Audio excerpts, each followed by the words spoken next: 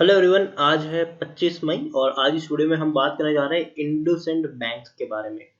देखिए, इंडसइंड बैंक का शेयर तकरीबन 340 रुपए के आसपास ट्रेड कर रहा है। काफी बड़ी गिरावट भी हमें यहाँ पर देखने को मिली है।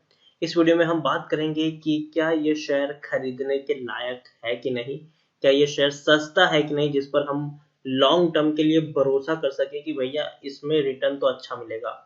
तो उसके बारे में हम इस वीडियो में जरूर बात करेंगे, लेकिन उससे पहले अगर आपने अभी तक चैनल को सब्सक्राइब नहीं किया है तो प्लीज अभी इसे सब्सक्राइब कर लीजिए, क्योंकि आगे भी बहुत सारे वीडियोस हैं जो आपको काफी ज्यादा हेल्प करेंगे। तो चलिए शुरू करते हैं। तो जैसे कि आप देख सकते हैं कि इंडसइंड बैंक का जो शेयर है ये 340 रुपए के आसपास ट्रेड कर रहा है। पिछले एक महीने में इसके शेयर में 18% से भी ज्यादा की गिरावट है। 470 रुपए से टूटकर नीचे आया है, 470 रुपए से, और कंटिन्यूअस शेषा टूट रहा है। एक साल की बात करेंगे तो एक साल में तो भैया बहुत बड़ी गिरावट है। 77% की गिरावट है। 1660 रुपए तक का हाई था, गिरावट आई, बाउंस बैक किया। लेकिन जब से कोविड-19 की जब सिचुएशन आई और शेयर टूट के बिखर गया, 301 रुपए तक का लो भी ये बना चुका था। बाद में बाउंस बैक किया, 475 रुपए के आसपास शेयर पहुंचा। लेकिन उसके बाद वही हुआ जिसकी उम्मीद थी, वापस से बड़ी गिरावट इसमें आ गई। पिछले 3 साल की भी अगर हम बात करें तो 3 साल में इंडसइंड बैंक में 75% की गिरावट है। 2000 रुपए से भी ऊपर ये शेयर ट्रेड कर चुका था। वो भी ज्यादा दूर की भी बात नहीं है भैया, अब जस्ट अभी 2018 में ही ये शेयर 2000 रुपए से भी ऊपर ट्रेड करा था। अभी 2 साल भी इसको पूरे नहीं हुए हैं और शेयर 300 रुपए तक पहुंच गया है। यहाँ पर हम बात करें तो देखिए, लार्ज कैप स्टॉक है ये, 24,200 करोड़ के आसपास है इसका मार्केट कैप। एनएससी में देखे तो तकरीबन तकरीबन 3.25 करोड़ के आसपास का इसका वॉल्यूम ट्रेड है। शेयर होल्डिंग की अगर हम बात करें तो यहाँ पर आप देखिए, प्रमोटर विथ हाईएस्ट होल्डिंग यहाँ पर इंडसइंड इंटरनेशनल होल्डिंग लिमिटेड है, जिनके पास 10.57% की होल्डिंग है। और भैया 26% की होल्डिंग प्रमोटर की यहाँ पर गिरवी भी है। एफआईएस ने अपनी होल्डिंग कम की है, म्यूचुअल फंड ने थोड़ी सी होल्डिंग बढ़ाई है, इंश्योरेंस कंपनी ने अपनी होल्डिंग कम की है। एफआईएस के पास जो पहले 55.22% की होल्डिंग हुआ करती थी, अब वो 53.58% की होल्डिंग रही है उनके पास। मतलब 1.64% की होल्डिंग एफआईएस ने यहाँ पर कट डाउन की है। म्यूचुअल फंड के पास जो पहले 10.86% की होल्डिंग थी, अब वो 10.81% की होल्डिंग है। मतलब म्यूचुअल फंड ने थोड़ी सी होल्डिंग अपनी इंक्रीज की है। इंश्योरेंस कंपनी के पास जो पहले 3.20% की होल्डिंग थी, वो 2.92% की होल्डिंग है। यहाँ पर इन्होंने थोड़ी सी होल्डिंग कम की है। नॉन इंस्टीट्यूशन इन्वेस्टर के पास 16.58% की होल्डिंग देखने को मिल रही है। देखिए, 35 म्यूचुअल फंड स्कीम ने अपना पैसा लगाया है, 340 के करीब एफआईआईस यहाँ पर इन्वेस्टेड है। और इंडिविजुअल इन्वेस्टर होल्डिंग 7.73% है। 75% का डिविडेंड भी पे कर रहा है, मतलब पर शेयर आपको 7.5 रुपए मिल रहा है, तो बढ़िया डिविडेंड भी पे कर रहा है ये। यहाँ पर अगर हम देखने जाए तो टेक्निकल रेटिंग इनकी कुछ खास अच्छी नहीं है। पी बहुत कम है, 5.31, जबकि इंडस्ट्री पी 20 के आसपास है। बुक वैल्यू 380 के आसपास है, प्राइस टू बुक वैल्यू 0.89 है। ईपीएस 63 के आसपास है और डिलीवरीज 23 के आसपास। According to Moneycontrol user, 70% लोग खरीदने की सलाह दे रहे हैं, 26% लोग बेचने की सलाह दे रहे हैं, 4% लोग ही यहाँ पर होल्ड करने की नसीहत दे रहे हैं। मार्च क्वार्टर के इनके नतीजे आए थे और वो कुछ खास अच्छे नहीं थे। 315 करोड़ का ही इनको मुनाफा हुआ था, जबकि कंपनी इससे पहले 1300 से 1400 करोड़ तक का मुनाफा कर चुकी थी। दिसंबर क्वार्टर में 1310 करोड़ का प्रॉफिट था, सितंबर में 1400 करोड़ का प्रॉफिट, जून में 1432 करोड़ का प्रॉफिट, जबकि इस बार सिर्फ 315 करोड़ रुपए का ही प्रॉफिट हुआ। तो प्रॉफिट काफी कम यहाँ पर हमें दिखाई दे रहे हैं। तो अभी आप खुद सोचे कि जब मार्च में ये हालत है तो जून में क्या होगा। जून में जो प्रॉफिट है वो और भी नीचे गिरता हुआ हमें दिखाई दे सकता है आने वाले दिनों में।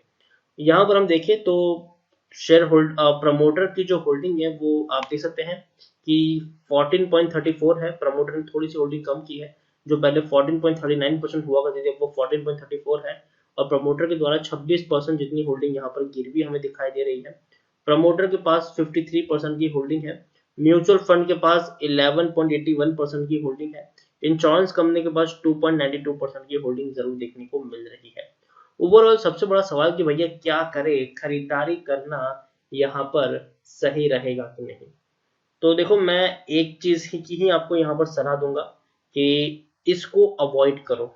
इंडसइंड बैंक को मैं अवॉइड करने की सलाह दूंगा। रीजन ये है कि कोविड-19 के चलते बहुत सारे जो छोटे बिजनेसेस हैं वो तक बर्बाद हो सकते हैं और काफी लोगों की नौकरियां तक जा सकती है। तो इससे क्या होगा कि बैंकों को जो डिपॉजिट्स है, बैंक में जो पैसा लोग जमा करते हैं उसकी जो नंबर ऑफ डिपॉजिट्स हैं वो कम हो जाएंगी। मतलब बैंक में पैसा बहुत ही कम आएगा, उसके बदले में लोग क्या करेंगे, बैंक से पैसा निकालना शुरू करेंगे। आप खुद सोचिए कि कोई अगर आदमी बैंक में जॉब सॉरी, अगर मान लीजिए कि आप कहीं कोई किसी कंपनी में काम कर रहे हैं और आपका अकाउंट इंडोसिंड बैंक में है, हर महीने आपके अकाउंट में सैलरी क्रेडिट हो रही थी, ठीक है। अगर आपकी नौकरी चली गई तो पहली चीज आपके अकाउंट में सैलरी क्रेडिट होना बंद हो जाएगा और उससे सीधा सीधा असर बैंक को भी पड़ता है, क्योंकि भैया डिपॉजिट भी कम हो जाएंगे आपके बैंक्स में। और अब क्या होगा कि अब आपको अपना गुजारा करने के लिए आपकी जो सेविंग ऑलरेडी बैंक में है वो आपको निकालने की जरूरत पड़ेगी। तो आप क्या करोगे, अब बैंक से जो सेविंग आपकी ऑलरेडी है आपके अकाउंट में उससे आप थोड़ा थोड़ा पैसा निकाल कर अपना घर चलाएंगे। तो बैंक्स की डिपॉजिट तो कम होगी ही होगी, लेकिन उसके सामने विड्रॉवल यहाँ पर थोड़े से ज्यादा बढ़ जाएंगे।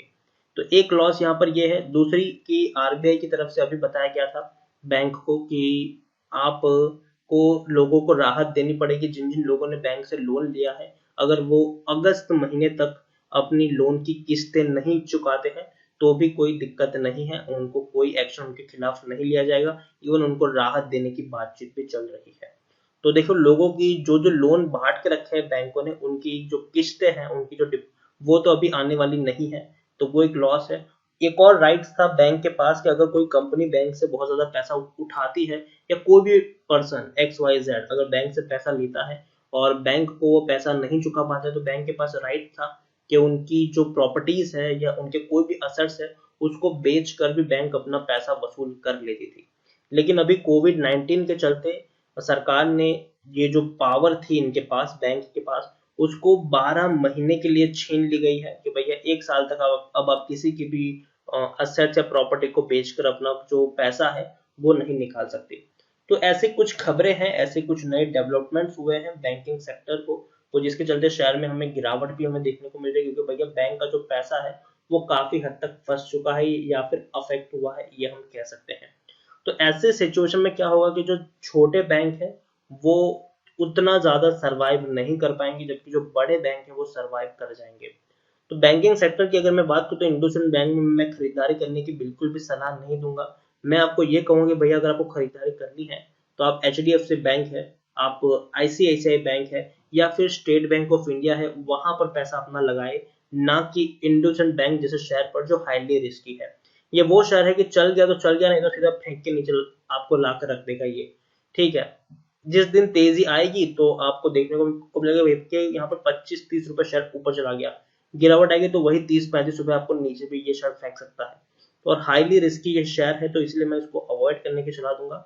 और मुझे थोड़ा सा इसमें उतना भरोसा नहीं आ रहा है कि जितना मुझे इसमें होना चाहिए, क्योंकि भैया इनकी जो डिपॉजिट्स भी है वो भी काफी कम हो रही है, दिन प्रतिदिन इनकी जो डिपॉजिट्स है वो भी कम हो रही है कंपेयर टू अदर इनके प्रीवियस डिपॉजिट्स से अगर हम यहाँ पर कंपेयर करें तो मैं, जैसे कि मेरे पास बैंकिंग सेक्टर में ऑप्शंस है HDFC, ICICI, state bank of India, तो मैं यहाँ पर इंडसइंड बैंक को चुनना बिल्कुल भी उनके सामने पसंद नहीं करूंगा। तो इसी के साथ वीडियो को एंड करूंगा। अगर आपको वीडियो पसंद आया हो तो प्लीज इसे लाइक करें, शेयर करें, चैनल पर पहली बार आए तो प्लीज सब्सक्राइब करें, और इंडसइंड बैंक के बारे में आप क्या सोचते हैं वो भी आप मुझे कमेंट में लिखकर बता सकते हैं। Thank you.